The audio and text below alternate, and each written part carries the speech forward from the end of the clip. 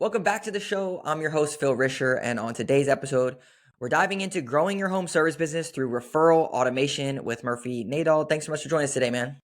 Great to be here, Phil. Thanks for having me. Yeah, for sure. So, Murphy's the founder and CEO of Referral, which is a referral automation software company built to help home service business owners convert happy customers into measurable, reoccurring leads.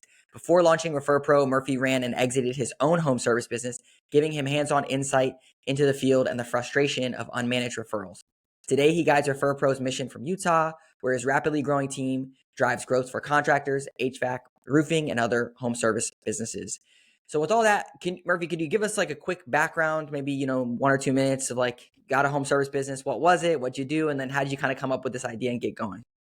Absolutely. Most of my background is in tech. I've also had the home Okay. service company that we scaled and sold. And so I've seen this from both sides. Oh, cool. And after we sold that as an operator and saw this pain point around referral management, especially in the trades, the wheels started spinning. I was building another tech company at the time, and we had a personal project where we were talking with every trade in home services at our home over a period of a month. And I saw quickly all of them had the same exact issue. And so I started to brainstorm with them on this solution a few years ago. And they they were all in. And so we kind of built it with that cohort, that group that, HVAC, some plumbers, some electricians, you name it, all Yeah. in this same group. And so I just saw, what we realized, and there's a stat to it, is that 83% of your customers in home service are willing to refer you. You've built the trust, you've Mhm. done the hard work. And I know you're a believer in this too, Phil, from our past conversations. But what we found is only 29%, and oftentimes much less, actually do refer you. So, in essence, this problem that Refer Pro is solving is this 54% delta of customers who would otherwise refer you, but who are not for whatever reason. Now, we know what those reasons are, and we can dive into those and how we obviously bridge that gap. But that's the pain point. I think we talk to a lot of home service businesses who get a lot of referrals and word of mouth, and that's true. That's great. That's that organic piece of customers who will refer you regardless. But I think as a business owner myself and working with companies, across the country and world now, there's so much, there's so much juice left in that squeeze of potential referrals that lead to direct revenue, right? We know that referrals convert at the highest ratio. We know they're less expensive. You can take your marketing engine and then supplement it with follow-on referrals. So that's a little bit of the background on how we started this. I come from home service and have Yeah. blended that experience with tech and home service and built something that I would have loved to have running my business. Yeah, it's so funny. I was at a $3 million home service business and they were all referrals, only like a referral engine with B2B partners. And when I went to work there, they literally had it on an Excel spreadsheet with like all the different technicians' names that was referring them. And I'm like, there's got to be a better somewhere to do this. And like people were trying, they're still trying to do this manually. So it's definitely a huge need. I'm curious because there's kind of, from what I found, maybe there's more buckets, but it's like the B2C, your residential customers referring their neighbors and friends, but then also the B2B side of it, which is like building partnerships with these other companies that can refer you. I want to talk about both, but can we talk about the just straight residential B2C family? Like, what does that look like and how does it work with your program? Yeah, absolutely. Yeah, we definitely see it in those buckets. And let's dive into the Okay. customer side. We've got the customer bucket. You've got this gold mine of existing customers in your database that trust you, that you've done the job for. Then we've got, the B2B side, which we can get into. We've then got affiliates, whether that's technicians at other businesses that are non-competitive, or it could be, these micro influencers. And we're big on getting employees, getting your technicians, getting your project managers, the ones who are in the home, involved in that process with the right tools and technology to do it, and also an incentive. But Yeah. diving into the customer specifically, there's three reasons that we've identified why, that 54% in general do not refer you. Number one is there's a lack of awareness. You're not staying front of mind to your HVAC company. They don't wake up 6 months later, 12 months later thinking about your HVAC company, let alone the referral program you're trying to run. Yeah, we make it really difficult. We make it really easy. I think in general, it's really difficult to submit a referral and make sure that that attribution is tracked, that the lead is called. Typically, in my experience, you send a referral and it's hard to get that person connected with the business, or you definitely don't get attribution for sending the referral. And then third is that incentive. A lot of these businesses try to offer incentives, but it comes down to, if you don't have the attribution, how are you going to send the incentive? And then once you do, it's the accounting team cutting a physical check or wasting a bunch of time in a cumbersome process. So what we do at a very, very high level is stay front of mind. We've got AI and automation to send post-service SMS, post-service emails. We've got tools for the technicians in the home to generate those referrals. So right after the job, that customer's getting 2 or 3 touch points in person, electronically.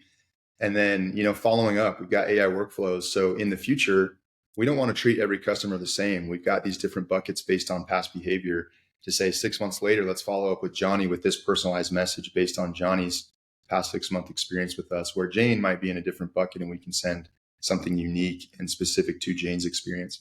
Staying front of mind, keeping that awareness, providing them all with a personalized referral link, a way to share that on social media, a way to respond, to set up a 3-way text that starts to track the attribution.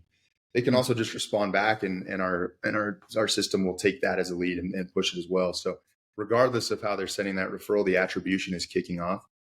From there, we track all that attribution. So we'll obviously track it in ReferPro, but ideally it's going back into, their service Titan, their job, or their job Nimbus account. So their CSR can just call that in their normal booking flow and get that lead, speed to lead, obviously get that converted.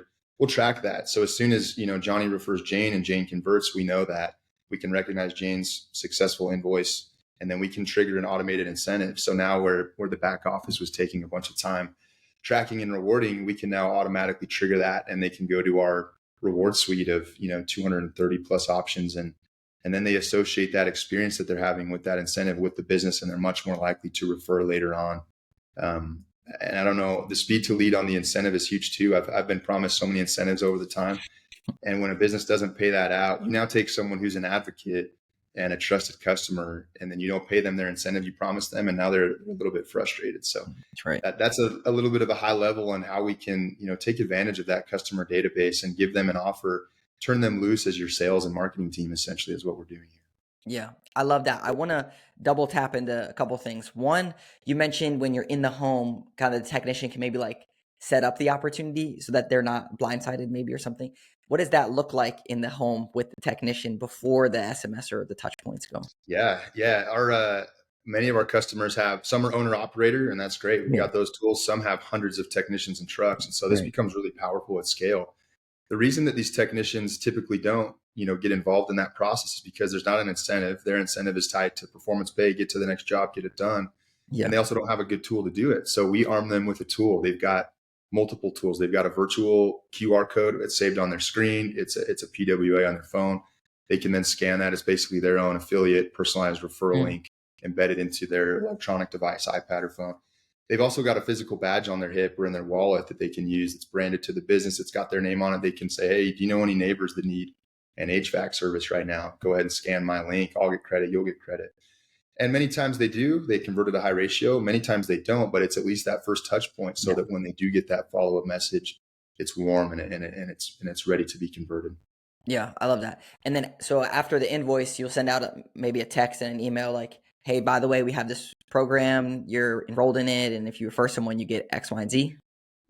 Yeah, exactly. And depending on the industry, and we've got a lot of best practices. Obviously, we know what converts and what works, but offer an incentive up to. So you're paying X on an install, X on a service call, and they get that personalized message to them, that personalized email, and then they have their personalized referral link that they can then use. So they've talked to the technician about this. They've received their own personal link, and then they have an incentive attached. The technician has an incentive attached, and then in the background, all the data and attributions happening. So the business knows, hey, 20 of our 40 technicians are bought into the referral program. We're spiffing it. We're running incentives, and they're getting really excited about this opportunity to make an extra $25 every house they go to. That's a game changer. And then same for the customer. You're making them a hero, saying, hey, we're now going to offer you $250 if we get a successful install here. And by the way, if your friend needs service, we'll give them 10% off by using your referral link. So it's you're building this army of advocates that can go to market for you and, work with their network of people that need these services, whether it's now or 6 months down the road. It's creating that awareness up front. Yeah, for sure. I want to touch on one thing because people ask this all the time. It's like, well, how much do I give away and what is that? And you mentioned that you have some numbers on this. I was always of the impression, like, if your cost per lead is X and it works with your numbers, then like try to do this. What we did was we were charging like $400 or $500 was our average ticket. So we would give someone like maybe like $100, $80 if they closed the deal. but maybe there's some other math or stats that you have that would be helpful for people listening. Yeah, absolutely. And half of this is obviously implementing the automation, the tool, the Refer Pro platform. The other half is having all these best practices that we Yeah. know. We have tens of millions of data points now. We've done all the A/B testing. We know exactly what kind of messaging should be going out, what the timing should be on that, how often, what time of day, what that incentive option flow should be like. So there's there's a lot to that. If you're talking HVAC, for example, roofing might go higher, Yeah. restoration can go really high. It's all dependent on the business, the average ticket size. We want the business to be comfortable, but we do have those best practices.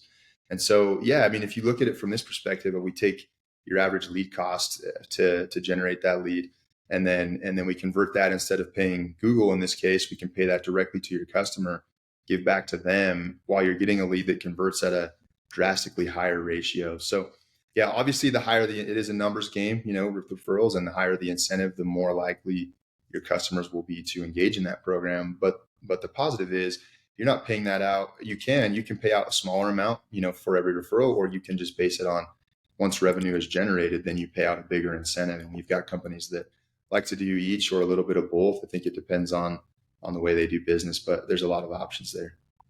Yeah, that makes complete sense. I would say maybe go off percentages and figure out what your marketing budget is, cost per lead. And the beautiful thing is that these are much warmer leads. So it's not cold leads. You should be able to close them a lot more. And you can have tiered, like if you submit a referral, you get this. And then if you close it, then you get this. So you can kind of build into your ticket, which is nice. Yeah, Uh, I know you're in this world too. I just love looking yeah, at the whole sales funnel as a whole, right? And we yeah, and we touch exactly. on part of it, but getting those referrals and leads in, but then, what's your booking rate, and then what's your close rate, and then what's that average ticket size? And what we've actually found too, obviously referrals convert and are cheaper, but they also have a higher ticket. And what we found with that is typically when people are making a more expensive decision, they rely on trust. So if they're going to do an HVAC, install replacement, they're much more likely to ask friends and family who they used or go to their referral market versus Google somebody for a quick repair, because it's something that relies on trust. So we have seen average ticket sizes go up on referrals in general.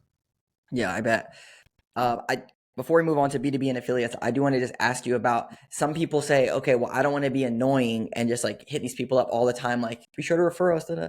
And you did mention about this AI, which like if you referred us, then we'll like be more, build better relationship with you faster. But what have you seen as far as like the cadence of communication to stay top of mind with people that's not annoying? Is there some benchmarks there?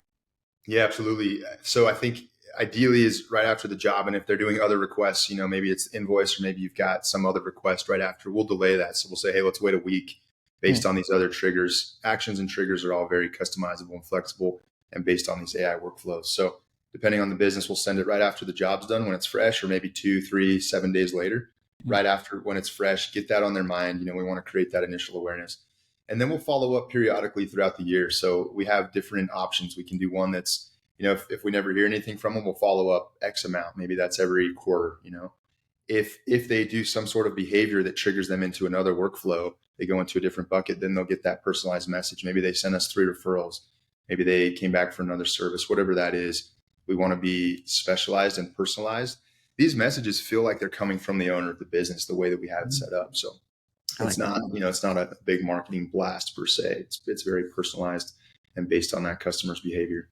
Yeah, I like that. I think if you don't have those triggers going in and out, it's like you don't know if this person is one of your top referrers, and it's like, hey man, thanks so much, or it's like never heard from them, leave me alone, and you don't know what bucket that they're in. So it's good to have that built out.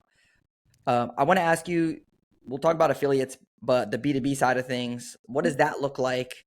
An HVAC contractor, like who are they working with for B2B partners, and how does that relationship look, and how do they actually like start that conversation and build that relationship? Because that's usually the hardest part for a lot of people. Yeah, absolutely. There's kind of 2 buckets that we put this in. A lot of these businesses already have existing business relationships, in which case, perfect, we help, but they don't know where that business is coming from. It's still very difficult to track. Yes. And so they can, we can use that B2B, that affiliate tab. What we've seen that's really cool, obviously the business can refer, and that's great. We support that. We have businesses doing really, really well with incentivizing technicians of other businesses. So it might be an owner operator of a plumbing business who's got 12 HVAC technicians from in the neighboring town who's on his affiliate or B2B program, who are referring plumbing business over. And so it's this cool, unique opportunity where they're non-competitive. They're now helping each other. Yep. and those other technicians are getting paid out on that. So whether it's the owner of the business itself, or whether it's the employees of that business, they can create a win-win situation with that partnership. And the tracking and attribution and the incentivizing of it, and historically, has been the difficult part. They've got leaderboards so they can see of maybe we've got this HVAC company we partner with. I can see how they compare in referrals on the leaderboard compared to other businesses, and I can see how their technicians compare to each other. They've got 10 technicians, and 4 of them are power referrers sending us business every week, and 6 of them aren't engaged. How do we get those 6 engaged? Now you have that data that's really powerful to build a better program moving forward. Yeah, so good. We were 3 million, we went to 5 million. We had no salespeople. So what we did was we had about 80 like salespeople that were technicians at other companies that would be sending us leads and customers coming in the door.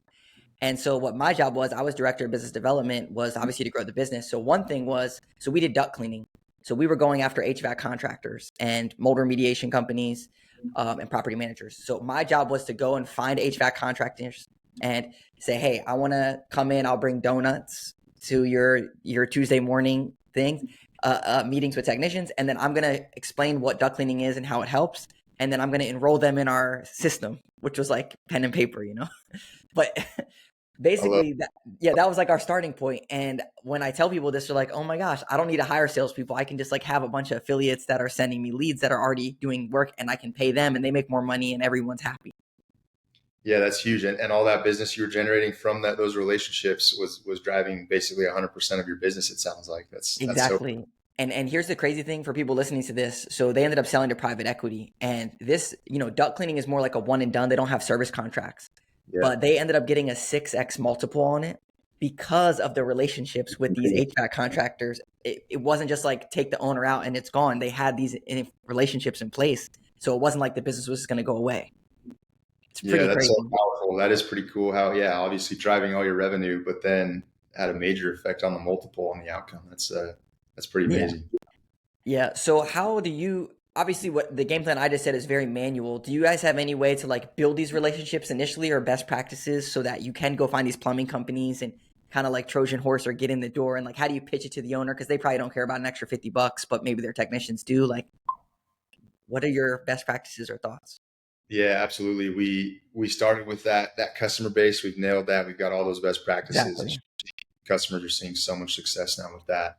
We've now leaned in over this past year and built out a more thorough B2B and affiliate type tracking and rewarding program. And so, we do a lot of that, and we're getting more into making some of those connections, right? I think there's a few different ways you can look at these affiliates and these B2B. One is, you've already got those partnerships and relationships, and that's great. Or some businesses don't know how to do, you're really impressive, and you were able to go build out those relationships, take donuts, set up the program from scratch. That's not the case for everybody. I think that's not always easy. And so we can be a tool and a resource in doing that. With one of the best practices, moving into developing and building those relationships as well, so that if you don't have those relationships, you can rely on us to engage that, give them the intro, explain the program to them, help facilitate what that offer is, what they're tracking, help them save those links, send them the material so they can use that.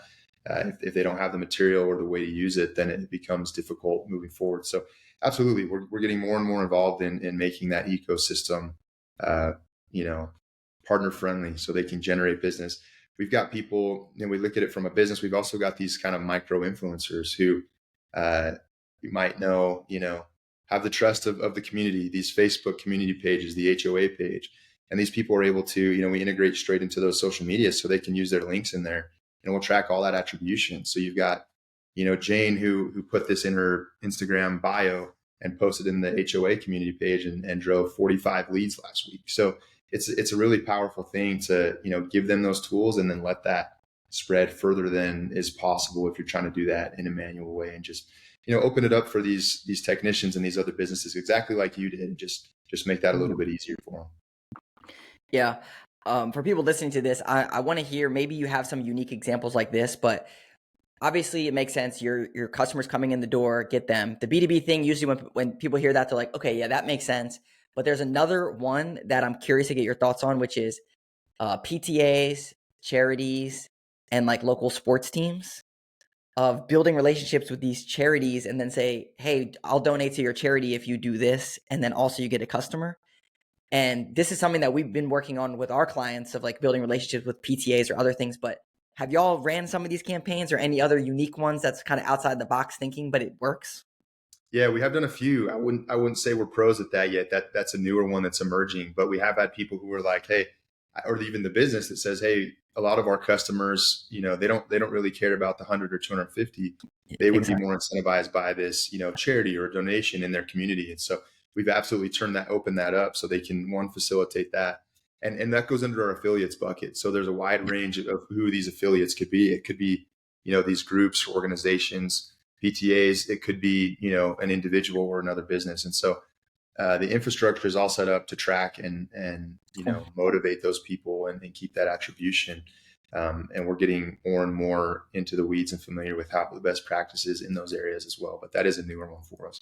Yeah. I think the crazy thing, once you have the technology in place, it's like the sky's the limit. You can like just come up with ideas like sports teams used to put the name of the business on the back of the thing or like go around and sell candy. But it's like you could flip that on its head and do something way better that's going to be automated and technology to have the tech stack in it. So Yeah, there's a lot of absolutely. I opportunity. think that gets difficult at scale where, maybe a small business, you can keep on top of all those affiliates, those partners, those customers. Exactly.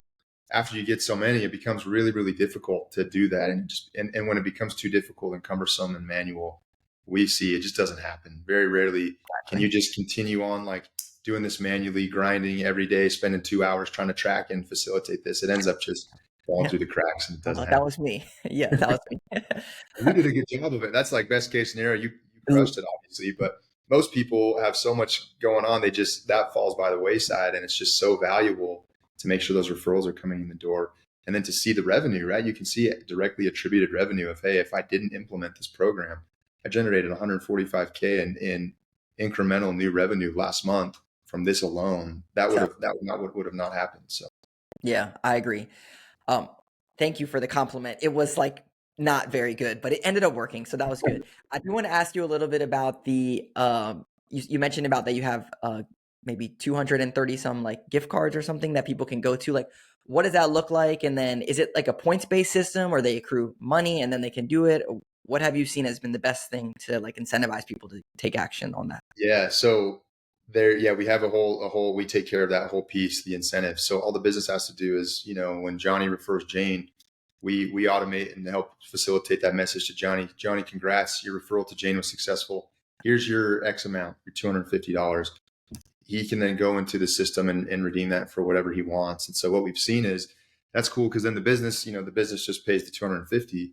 Johnny can go redeem that for anything, cash, automated gift card, Amazon or any kind of retail restaurant.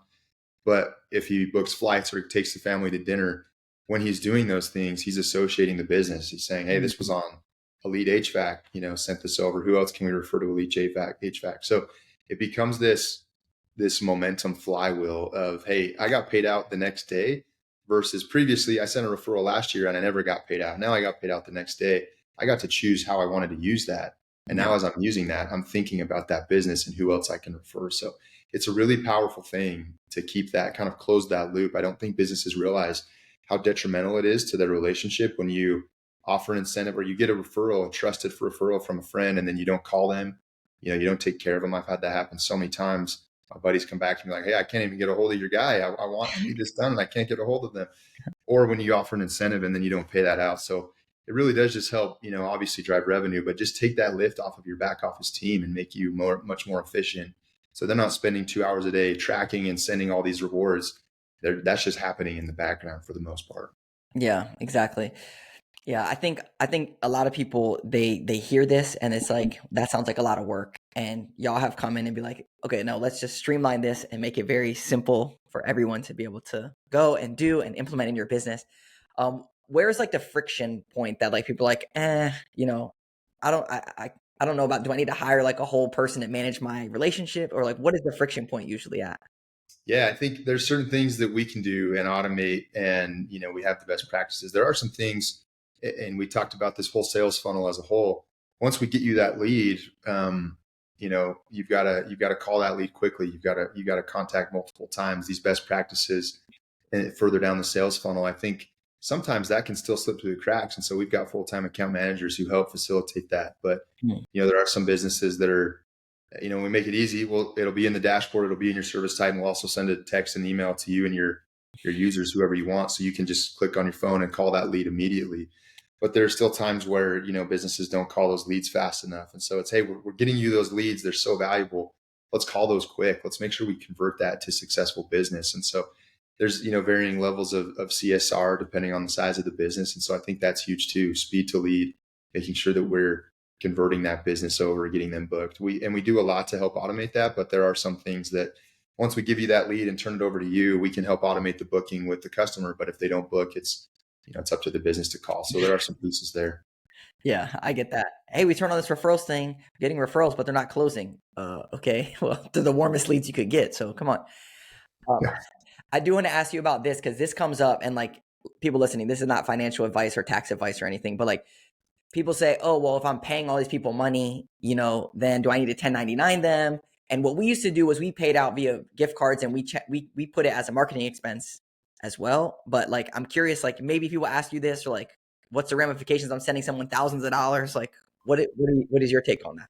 Yeah, that actually just changed this year. So there used to be a limit around, I think it was 600, and now I think it's above 10,000. I don't know exactly where that landed, but yeah, that's a much bigger now. So we do help, with that tracking and reporting for the business. So, restoration, for example, some of them will offer $5,000 incentives. That's really powerful and meaningful for both sides. And so, yeah, we have all that tracking reporting. We don't handle that tax stuff, but we have the reporting so the business can very easily see what they need to do if and when they decide to do that with their accountants at the end of the year. Yeah. Okay, cool. All right, man. Well, this has been great. I appreciate you breaking it down. I think you have a really awesome business. I wish I had this when I was in the trades, to be honest with you. So where should people go to learn more about Refer Pro? Maybe see how they could get a demo, or what's that look like? Yeah, check out referpro.com is our website. You can book a demo on there. There's a lot of info there, and book a demo with our team. We'd love to walk you through, learn more about your business, see how we can help. And in most cases, we can. The ones we love talking to are, you when you were running that business, you're doing all the hard part. You made it a focus. There's some people that just don't even think about this and just let it happen. There's others like you who are just awesome and running it manually, and those are the ones that it makes a huge difference for, because we can just take that off your plate and make it so much easier. So would love to chat. Yeah, I appreciate that. What I would say is if you're, stalled out and you feel like, where's my growth going to come from? And you talk to your marketing company, they say, spend more on ads, spend more on ads. This is like a whole nother side of things that most people never unlock in their business that can literally, I know for a fact, can generate millions of dollars, because that's how my home service business was. So if you feel stuck and you're like, maybe there's another angle to this, I would highly recommend looking at some program like this. Cool, man. Well, it's been great to connect, and appreciate the conversation, and look forward to continuing. Thanks for having us on, Phil. It was great to be here. We'll talk soon. Yeah, man.